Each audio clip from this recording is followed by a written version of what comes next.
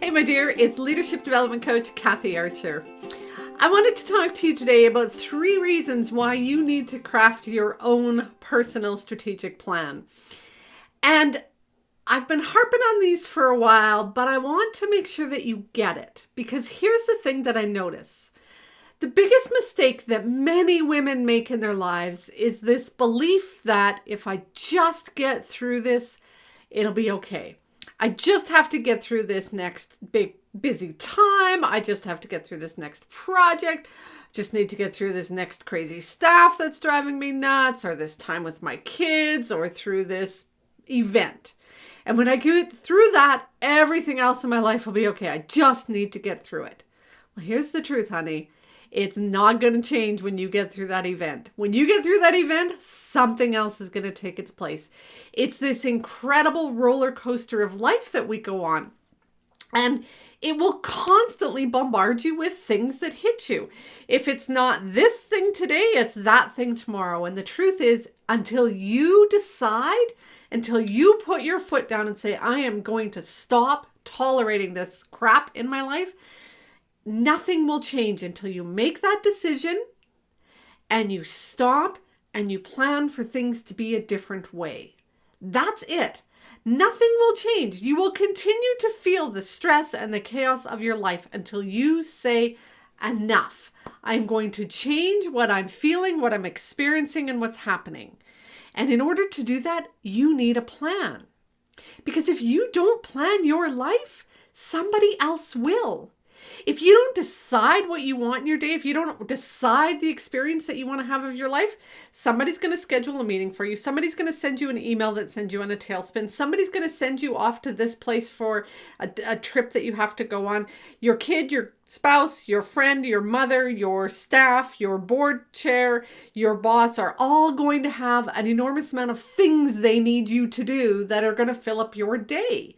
If you don't decide, your day is scheduled by everybody else, by their fires, by their priorities, by their things that are important to them. Until you decide what's important for you and you put that first, and you plan how you're going to incorporate that into your life, and you plan how you're going to accomplish that and get it done, you're not going to get your stuff done. At the end of the day, you're going to go to sleep and go, oh, I didn't work out again. Oh, I'd meant to sign up for that class. I really thought about applying on that new position, but I just ran out of time. You're not going to get done the emails that you want to get done, the priority projects that you like to get done at your work. You're not going to take lunch break. You're not going to go for a walk on your coffee break. You're not going to do anything that you want to do because everybody else is going to put their stuff first. So until you put your foot down, stop and say, enough already, I am planning my life, you're just going to let everybody else plan it for you. Here's the next thing you need to get clear on. Work and life are completely meshed. You are not one person when you walk out the door and head to work and a different person when you come home at night. They are mixed. If you are sitting in a meeting and you suddenly realize, oh crap, I forgot to buy milk and I need to schedule an orthodontist appointment, that's what's going on in your mind, regardless of the issue that's in front of you with your staff or your organization or the budget or the big stuff that's going down. If you're thinking about the fight you had with your spouse, if you're thinking about the challenge that your kid's going through in school, if you're thinking about how frustrated you are with your sister, that's what you're thinking about in that moment. And if you're at work and you're struggling with the boss who is demeaning to you, there's probably somebody in your life that you also feel that same effect from. If you are a people pleaser, you're a people pleaser at work and you're a people pleaser at life. They're mixed. Whether you're looking at how you schedule your life, how you show up in your life, how you feel, what you do, how you act, who you interact with, work and life are mixed. And so if you're going to sit down and figure out how am I going forward in life, then you better look at them together. Because if you look at them separate, then that's where you hit the disconnect. That's where you struggle with, I know I want to eat healthier, but my work just doesn't allow it. I know that I want to go back to school and advance my career, but it doesn't work for my family. And every time you try and grab one of those goals and move forward with something that you want to do, they're going to clash. So until you sit down and look at them together, how am I dealing with this issue in my life? Where am I now? Where do I want to be? What do I need to do to get there? How does work fit with that? How does life fit with that?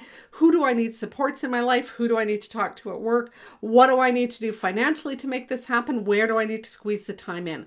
All of those are linked. So when you're sitting down to figure out your life, make sure that you're looking at both work and life, seeing how they fit together and moving on from there. And here's the last thing you need to know about planning your life. If you aren't growing, you're frustrated, you're stuck, you are angry, you're irritated, you're annoyed. We were meant from the time we were born till we die to continually be developing and growing in our lives. And it's when we stop growing, when we get stagnant in a job, when we find that we aren't using our skills to the best of our abilities, when we are fighting with people, when we are in that place where we aren't able to develop ourselves on a continual basis, that we feel crappy. Think about the water that gets stuck in a spot. You know, there's a stream tootling along down the hill, and then all of a sudden there's a spot where the water settles and gets stuck. What happens? It stagnates and stinks. That's what happens inside of us. The same is true when we have an emotion come into us and we try and hold on to it. I'm not mad. Nope, I'm not mad. Yeah, you are. We can all see it. It's stuck in you. And until you spit those words out in a way that's healthy or in a way that's going to move that energy or that anger forward, it's going to stay stuck in you. If you're feeling that love or that, that place where you're so proud or excited and you hold it in, it hurts right here because we're trying not to cry, right? We're trying to not let anybody see how that's moved us. But it does move us. And it's when we resist that we feel the most upset and frustrated.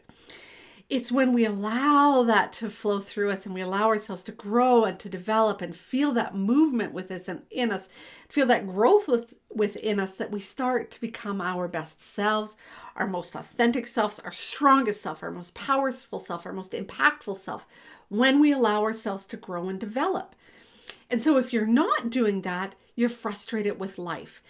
But in order to grow and develop, the best way to do that is to develop a plan. What is it that you're working on? What is it that you're strengthening in yourself? How are you achieving different things? You know, I was talking to somebody the other day who was saying, I know I could be a better speaker. And she wasn't talking about publicly standing up in front of rooms. She was talking about the small talk. She said, I'm in a meeting and I get asked a question and I'm like deer in the headlights look and I don't know how to respond.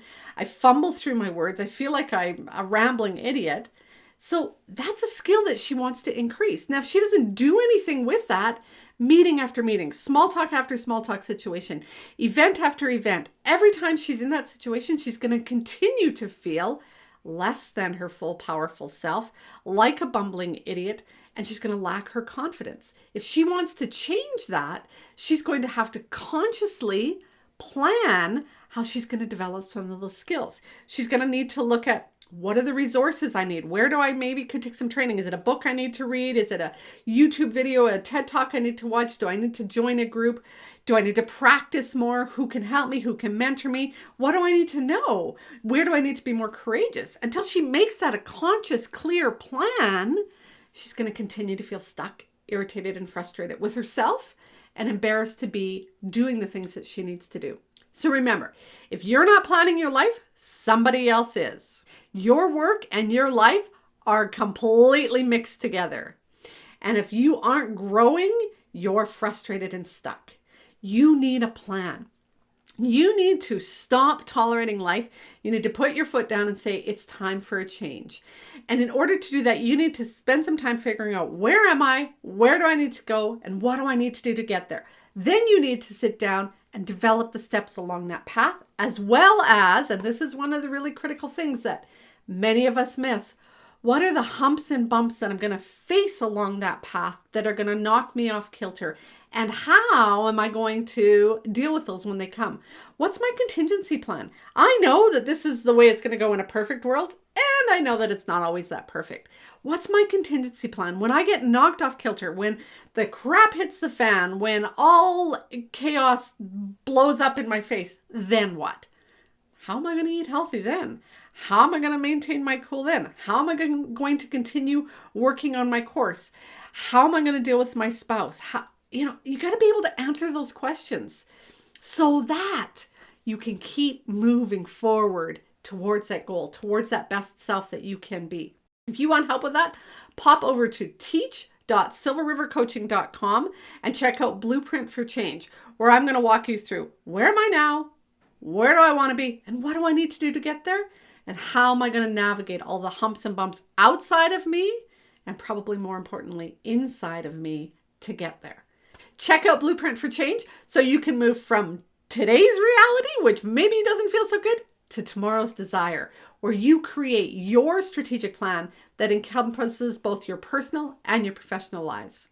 Hey, my dear, I know that you spend most of your time running around chasing fires and solving everybody else's problems and never getting to the stuff that's most important to you.